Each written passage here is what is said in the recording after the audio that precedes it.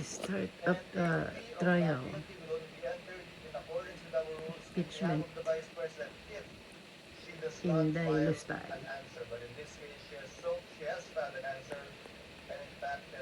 Is palang nag-presiding officer.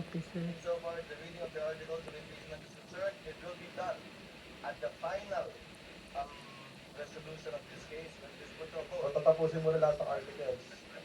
Article of impeachment will be read before a vote shall be taken thereon.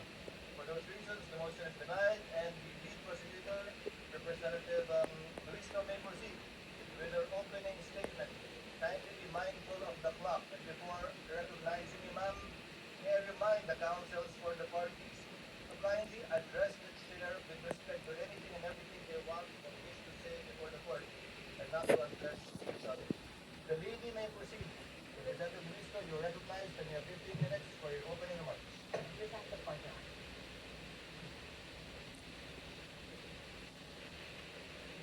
Mr. Presiding Officer, the Honorable Cheese Escudero, the Honorable Senate President, Honorable Win Gatchalian. Sa akin pong mga kagalang-galang na Senator Judges, mga minamahal na kababayan, sa loob ng bulwagan o sa labas man, mga nakatutok sa telebisyon, sa cellphone o sa radyo, sa ang sulok man ng mundo, kayo naroroon. Maraming Pilipino ang nagtatanong ngayon, bakit mahalaga ang pagtitiis na ito? Ano ang kaugnayan nito sa buhay ng ordinaryong Pilipino? Lubos po namin nauunawaan ang mga tanong na yan. Sa katunayan, may isang driver na nagtatanong, paano sasapat ang kita sa pasada upang mapakain niya ang kanyang pamilya? May isang OFW na nagtatanong, hanggang kailan kailangan lumayo upang mapaaral niya ang kanyang mga anak? May isang guro na nagtatanong, paano pagkakasyahin ang kanyang sahod sa dami ng utang na hinuhulugan? May isang manggagawa na nagtatanong, hanggang kailan magtitiis sa pansamantalang trabaho at kakarampot na sweldo? Sa unang tingin, maaaring sabihin na malayo sa buhay nila ang paglilitis na ito. Ngunit hindi. Hindi po. Sapagkat ang usapin ngayon ay patungkol sa isang bagay na pag-aari nilang lahat. Ang kanilang pera, ang kanilang tiwala, ang kanilang karapatan na maningil ng pananagutan mula sa mga pinuno na kanilang pinagkatiwalaan. Kapag ang isang empleyado ay nagkamali ng paggamit ng pera ng kumpanya, siya ay pinagpapaliwanan. Kapag ang isang barangay treasurer hindi maipaliwanag ang nawawalang pondo, siya ay iniimbestigahan. Kapag ang isang principal ay naglustay ng pera ng bayan, kahit 5,000 lang yan, siya ay pinaparusahan. Natural lamang na magtanong ang sambayanan, kung ang ordinaryong Pilipino ay pinapanagot, bakit hindi ang pinakamakapangyarihan na opisyal ng pamahalaan? Ito ang dahilan kung bakit mahalaga ang pagtitiis na ito.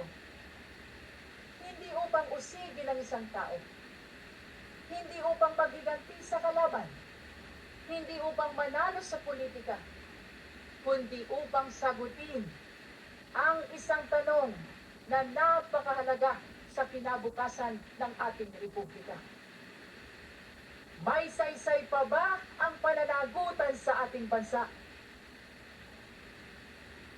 Sapagkat ang kasong ito ay higit at lampas sa sinumang opisyal, higit at lampas sa anumang partido, higit at lampas sa alinmang administrasyon. Your Honors, the framers of the Constitution understood that there may come a day when extraordinary power would be entrusted to extraordinary office. They also understood that there may come a day when trust would be broken. And that is why they gave the House of Representatives the power to impeach and the Senate the duty to judge. Not to punish political opponents, not to settle political scores, but to protect the Republic itself. That is why the Constitution declares public office is a public trust. Ang kapangyarihan ay hindi pag-aari ng sino mang opisyal. Hiram lamang ito sa taong bayan. At ito ang dahilan kung bakit naririto tayo ngayon. Your Honors, the prosecution will present exactly what the Constitution requires.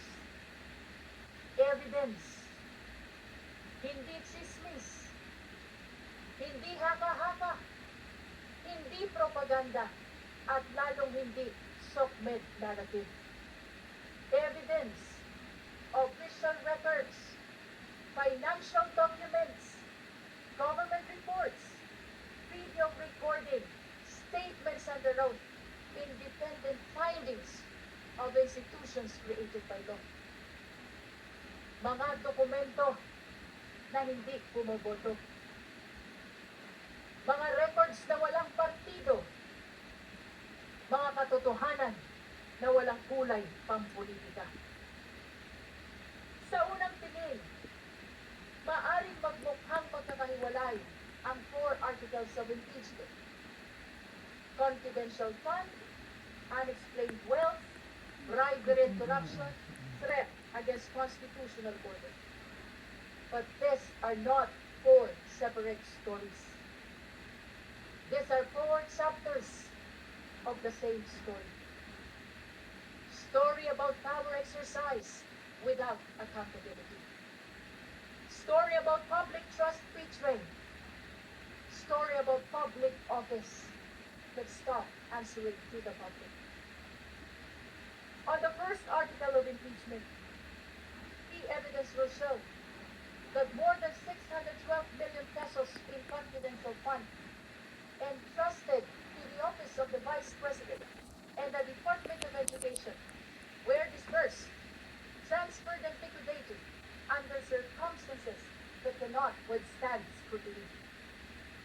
612 million pesos. Hindi ito pera ng gobyerno. Pera ito ng sambayanan. Pera ng manggagawa. Pera ng magsasaka. Pera ng OFW. Pera ng guro. Pera ng bawat Pilipino na nagbabayad ng buwis at nagtitiwala na gagamitin ito ng tama. Key evidence will show liquidation reports supported by questionable documents. Key evidence will show acknowledgement receipts bearing names government records could not verify.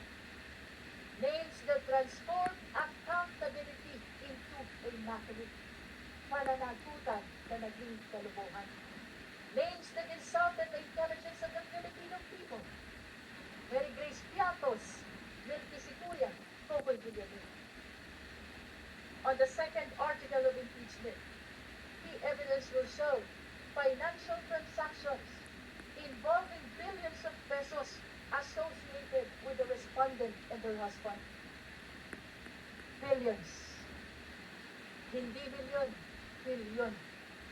At habang milyon-milyong Pilipino ang nagtatrabaho at nag-iipon buong buhay upang magkaroon ng sariling bahay, makapagpaaral ng mga anak, magkaroon ng konting seguridad para sa pamilya. Aba, bilyon-bilyong piso ang dumaan sa mga bank accounts na hindi maipaliwanag ng maayos. This article is not about wealth. This is about accountability. This is about explanation.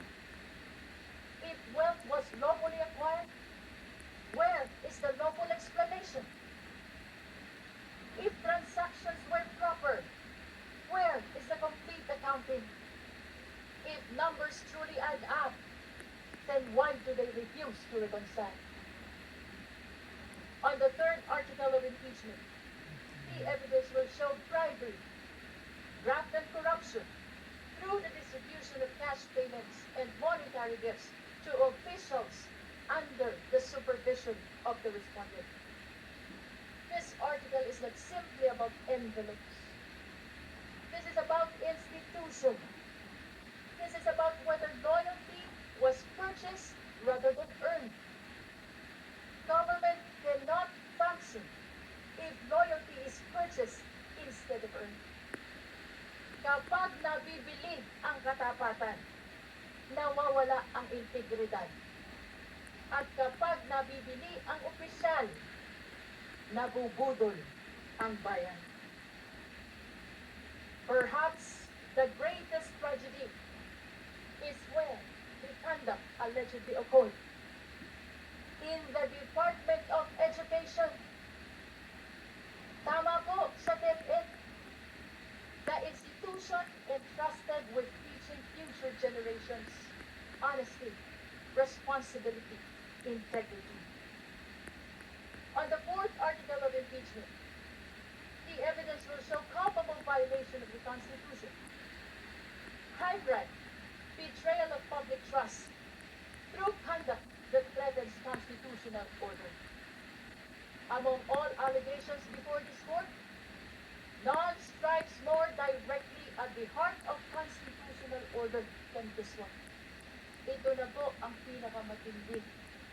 And unlike in many cases, which depends upon competing accounts, this evidence comes substantially from the respondent's own recorded public statements. The court will see them. The court will hear them. The court will judge them. Public officials may disagree. We may criticize one another. They may compete fiercely for power. That is democracy. But democracy ends when violence begins. Sa kasaysayan ng ating republika, walang vice-presidente na may kaibigan na hitman. Ngayon lang. Walang vice-presidente na nagpapapatay ng Pangulo. Ngayon lang. Walang vice-presidente na handang magpapatay para lamang makaupo sa pwesto. Ngayon lang. The Constitution provides many means